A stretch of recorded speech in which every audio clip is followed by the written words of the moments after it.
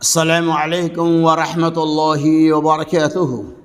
الحمد لله رب العالمين والعاقبة للمتقين، والصلاة والسلام على أشرف الأنبياء والمرسلين وعلى آله وأصحابه أجمعين، أما بعد.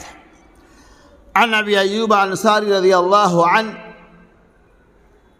قال رسول الله صلى الله عليه وسلم: الوتر حق على كل مسلم، ومن أحب أن يوتر بخمس فليفعل، ومن أحب أن يوتر بثلاث فليفعل، ومن أحب أن يوتر بواحدة فليفعل. رواه أبو داؤد والترمذی. حضرت ابو ایوب انصاری رضی اللہ تعالیٰ عنہ کہتے ہیں، رسول اللہ صلی اللہ علیہ وسلم نے ارشاد فرمایا: الوتر حق علی کل مسلم، وتر مسلمانوں کا حق ہے.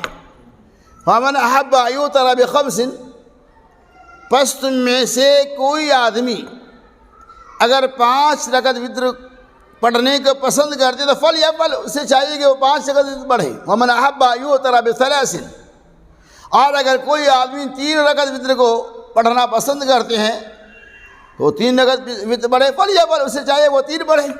ومن احب ان یوتر بواحدۃ، اور اگر تم میں سے کوئی آدمی 1 رکعت وتر کو پسند کرتا ہے تو 1 رکعت وتر کو پڑھے. اس حدیث پاک کے اندر اللہ کے نبی صلی اللہ علیہ وسلم نے وتر کے بارے میں فرمایا کہ وتر کی نماز مسلمانوں کا حق ہے، اور وتر کی نماز کے اہتمام مسلمانوں کو ہمیشہ کرنا ہی چاہیے. وتر کی نماز کی حدیث کے اندر بڑی فضیلتیں بیان کی گئی ہیں. اللہ کے رسول صلی اللہ علیہ وسلم نے بعض حدیث کے اندر اس کی وضاحتیں کی ہیں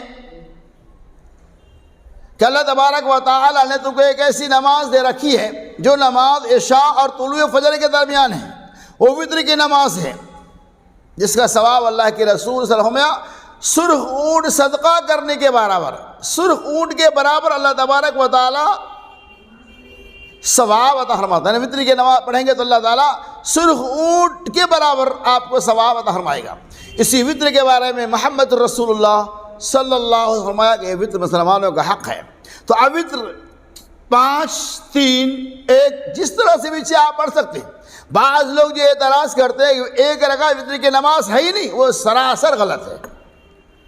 اللہ کے رسول صلی اللہ علیہ وسلم نے اختیار دیا، آپ 1 بھی پڑھ سکتے ہیں، 5 بھی پڑھ سکتے ہیں، 3 بھی پڑھ سکتے ہیں، بعض روایتیں آتی 7 بھی پڑھ سکتے ہیں، وغیرہ وغیرہ. تو خلاصہ کلام یہ ہے کہ وتر کی نماز مسلمانوں کا حق ہے. 5 3 1 جس طرح سے بھی آپ چاہیں، جس چیز کو آپ اختیار کر لیں وہی سنت ہے، اس میں کوئی اعتراض نہیں. اللہ تبارک و تعالی ہمیں ہمیشہ وتر کی نماز کا اہتمام کرنے کی توفیق عطا فرمائے.